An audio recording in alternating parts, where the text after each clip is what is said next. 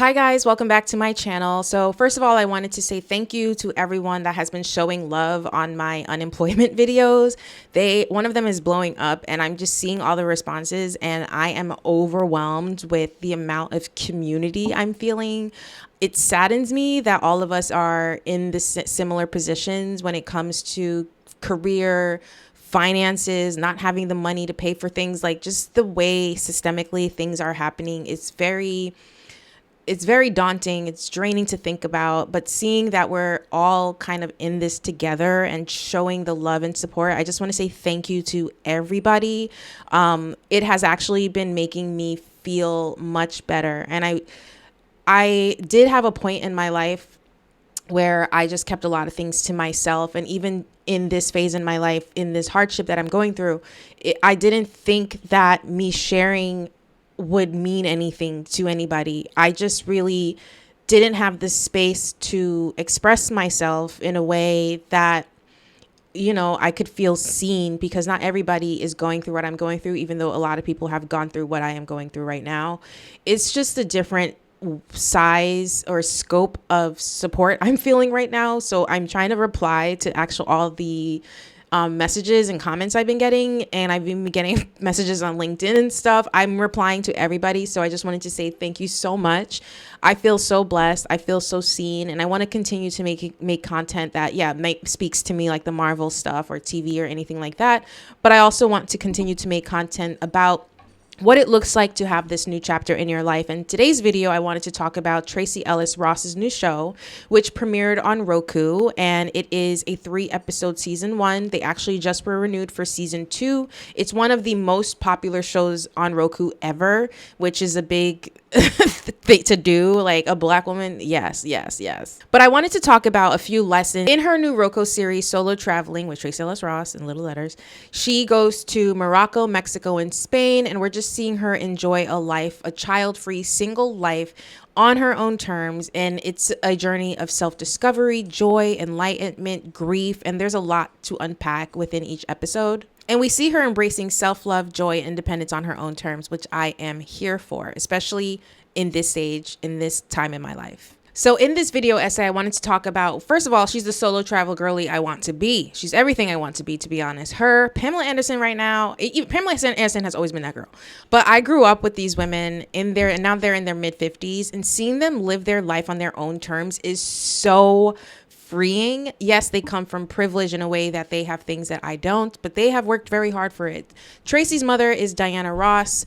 Pamela Anderson was discovered on a jumbotron in Canada during like a baseball game, and that's how she was discovered. But they both worked very, very hard at their own careers. It didn't matter what they had, where they came from. And I really admire this soft life. So as a 41-year-old who is looking at these women in their 50s, I see that as aspiration. But what I took away from the show is invest in yourself. Invest in yourself and create the life that you want, because no one's going to do that for you. No one's going to give you the happiness that you deserve. No one's going to fulfill any joy that might be missing from your life. And no one's going to help you get over grief or go through grief, because that's all on you. Everything is on you. So solo traveling seems like it's more of a metaphor for, what this position in my life right now, where the herd is get the college degree, do this and do all that stuff. Do everything that you need to do to create the life that you want. But what I'm saying is I did get the college degree. I went to New York University, have a bachelor's in journalism and mass communications and a minor in gender studies.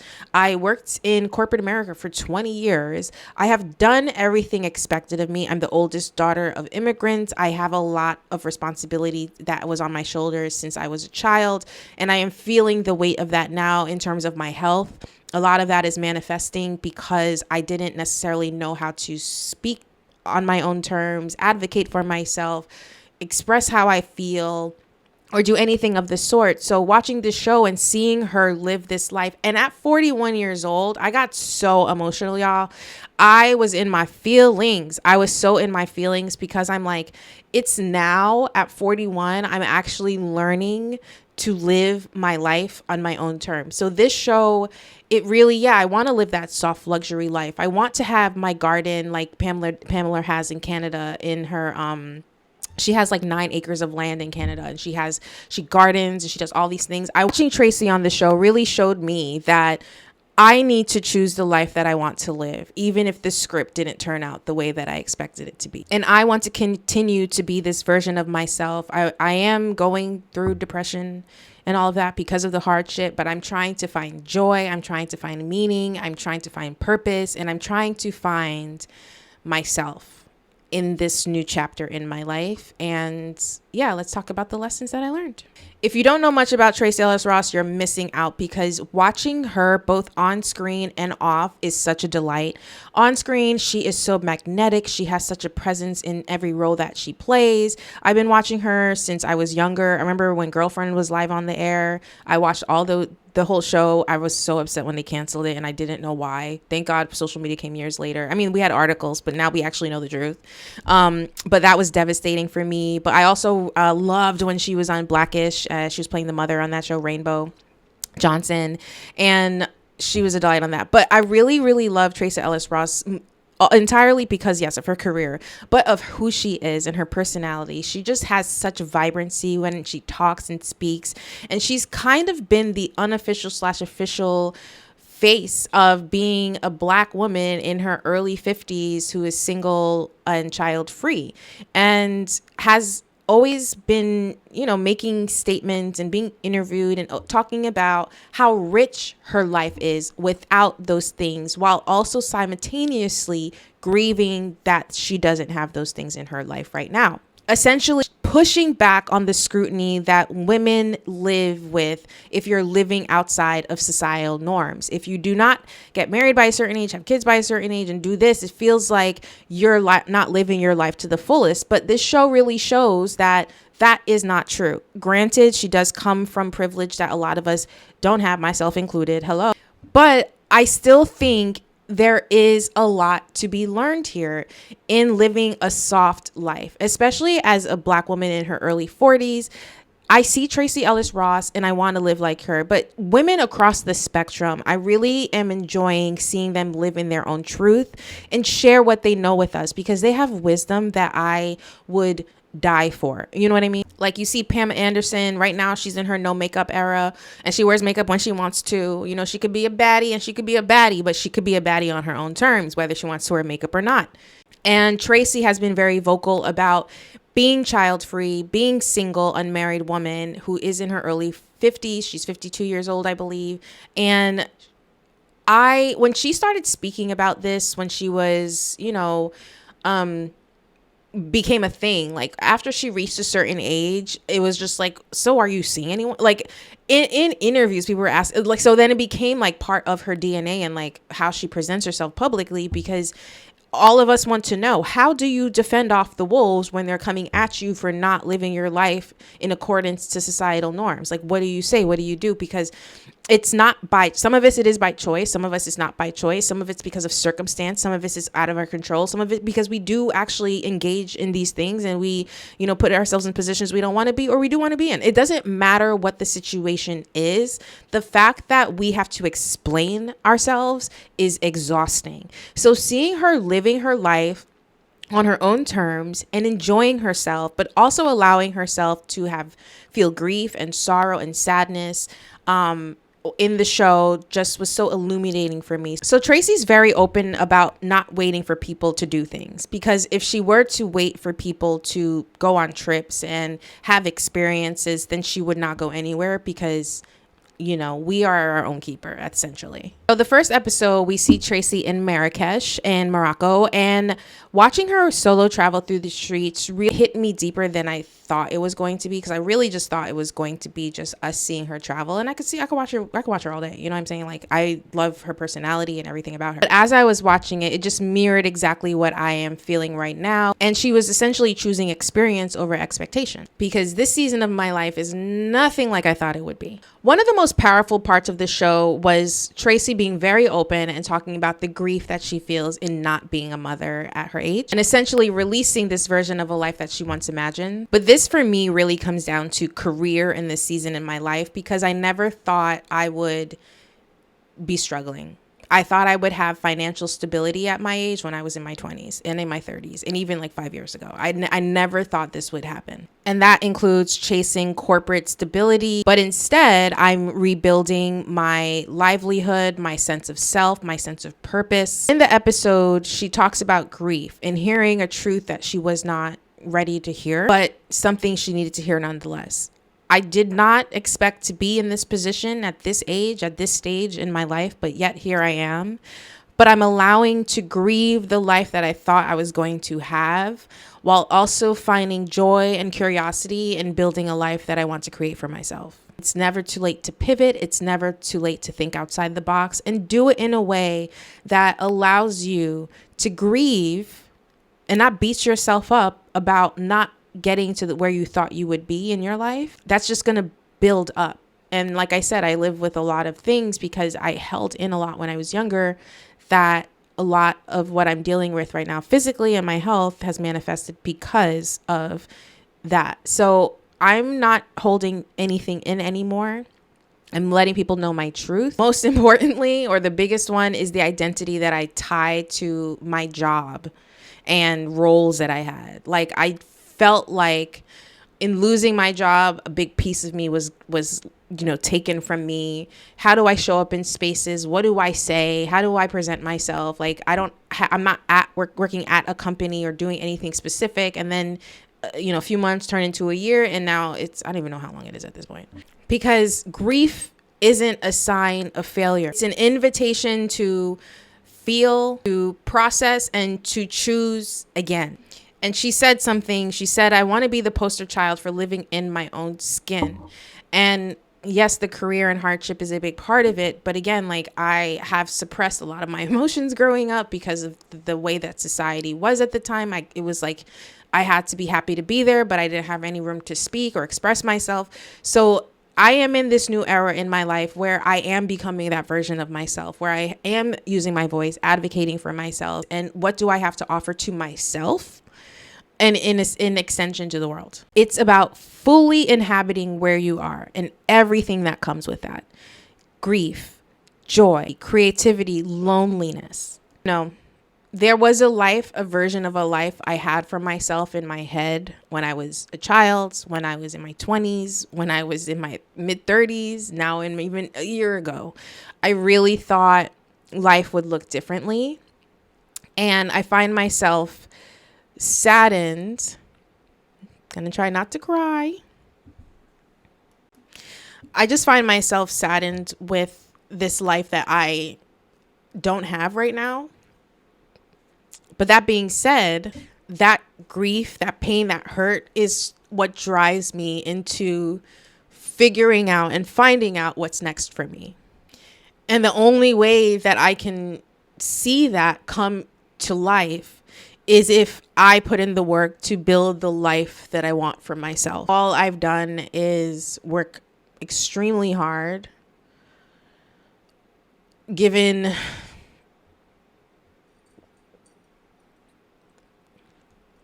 honestly, I'm really trying to find softness in this season of hardship. It's very difficult. I'm not saying it's easy to show up for yourself. It's not easy to wake up and make tea. Like, sometimes I just want to sleep all day long, and I want to disconnect, and I want to get away from everybody and everything, but I can't do that, because if I let those feelings consume me, I will be a shell of a person, and I can't allow that to happen to me.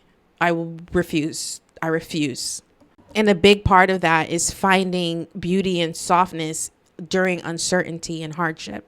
So while it might be very hard for me to get out of bed initially, I sit, I think, I pray. I'm like, what am I going to do today? Okay, so I'm going to make my tea while it's boiling. I'm going to do my morning routine. And then while, I'm going to do my makeup, and then I'm going to sit and read my book, and then I'm going to reach out to, and I have to kind of come up with a game plan as to what my days look like. And that to me is beautiful. A plan. I love a plan. I love a list. I love checking things off a list. Oh, so beautiful. Another thing I really took from the show is building a new path. Like I said earlier, she was grieving the fact that she doesn't have the life that she thought she would have at her age, 52, single, no partner. I'm the same.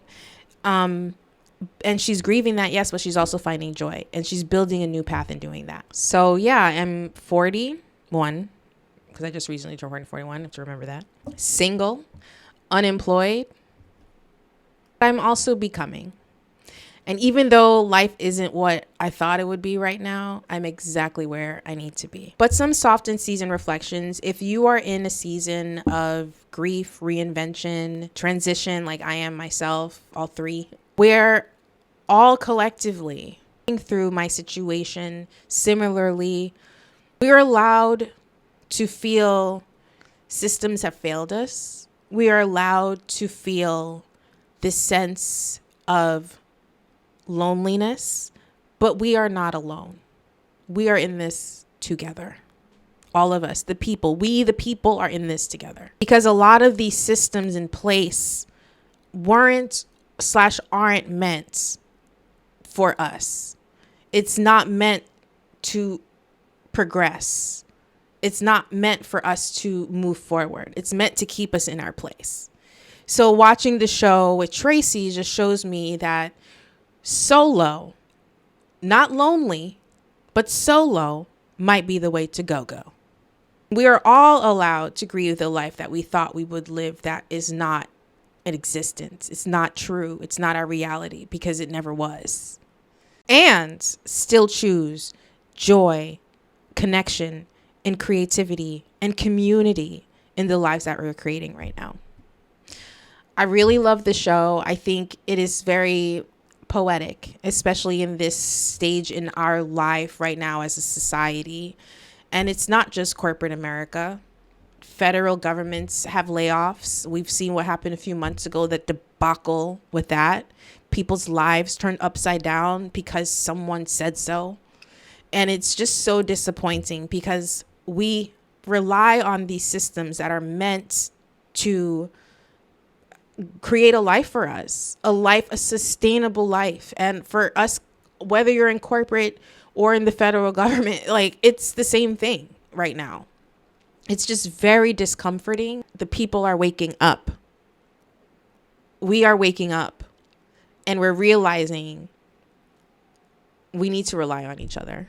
That's basically it. Tracee also reminded me that being alone, solo traveling, or solo in life does not mean that you are alone. Even while traveling alone, Tracee had style, she had beauty, she had presence, she had curiosity, and she was asking all the questions. She was inquiring with people. She was asking people's names. She was asking about where they're from.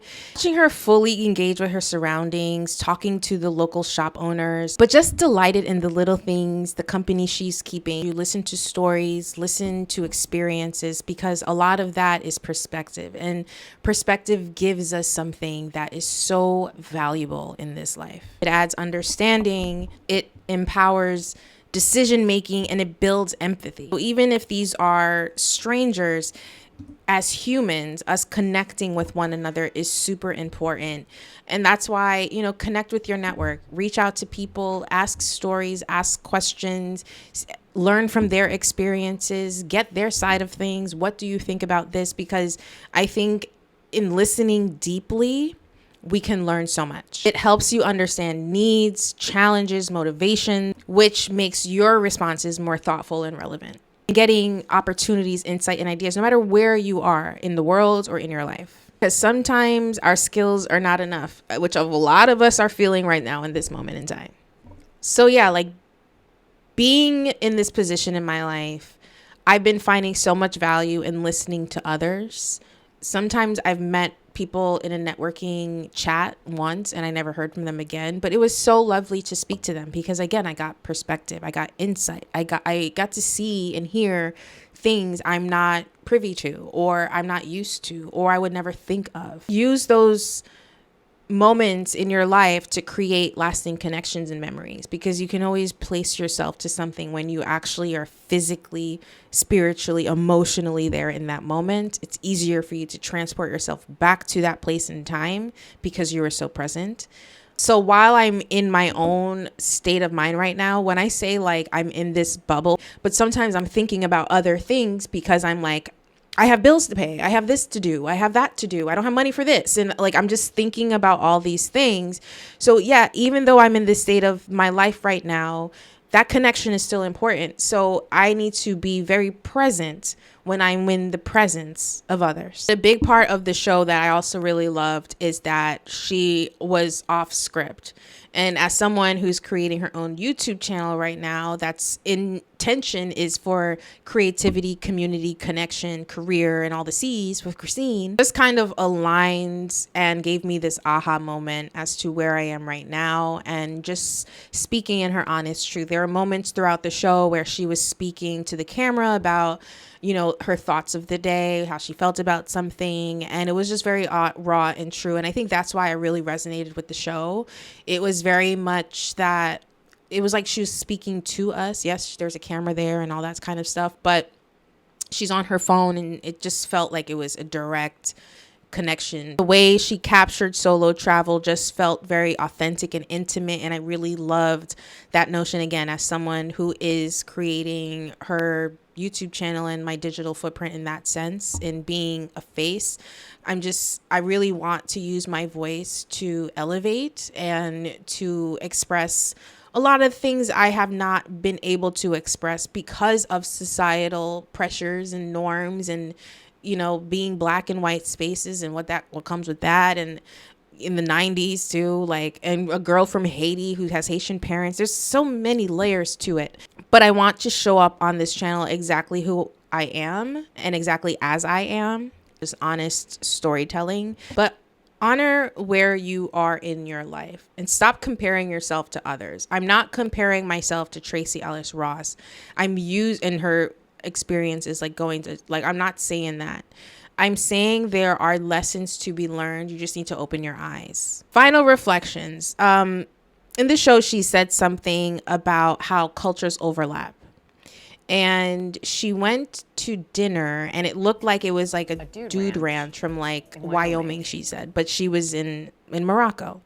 So she was saying how it's just interesting that that's the first thing her mind went to when she saw the outside of the ranch when she was driving up with. That's the first thought that came to mind. And that really resonated with me, that she initially thought that, because it just showed first the critical eye that you have and you can say and associate one thing with another, but just seeing the interconnections, intersections, learning from them and sharing what I/you discover.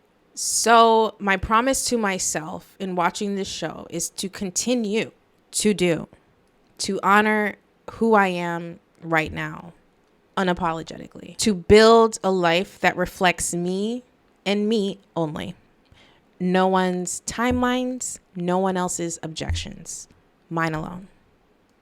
It's taught me to continue to lean in on curiosity, connection, and creativity. I'm going to continue freelancing, doing small things here and there, creating YouTube videos, wearing my Fenty red lipstick, doing my hair in the morning, wearing the red wig. I don't care. Whatever makes me happy and inspires me. Rewatching a show for the 16th time because it gives me ideas. There was a time in my unemployment where I think a lot of us have felt this way, like, why me? I've done everything I'm supposed to. I went to college. I did, I worked for 20 years. I did this, but honestly, like, it's not a you problem. So I don't feel sorry for anything. I didn't do anything wrong. But watching Tracee showed me that living life isn't just about the perfect destination, because also you can get to the perfect destination, but what are you going to do with that? And leading with curiosity. And while things are hard, building a new life still is inclusive of finding beauty in different ways. So, not all of us got it like that to have these extravagant luxury trips. One day I will be there, but as of today, I am not. So I'm not going to kick myself when I'm down. No, I'm going to find ways to make my life beautiful. And that includes having my tea in the morning with a nice breakfast and sitting by my window, no TV, no phones. My windows would be down because I live in Brooklyn, New York. It's loud outside. So just kind of having that peace of mind and being with myself in the morning. Taking a bath on a Saturday night, watching whatever movies I want to watch, putting lipstick on whenever. Beauty for me is getting ready as if I am going to a 9 to 5. I find that makes me happy. It makes me feel like a full person. I can be this person who is sulking in sadness. I can be this person who is excited in opportunity. But here's to solo journeys. Sending love to everyone collectively, but also extra love to those who are going through a transitional period in their life right now, no matter what that looks like. And I'm wishing you peace, power, and purpose as you continue forward. And I look forward to seeing you guys in my next video. Thank you guys so much for watching. Have a good one. Bye.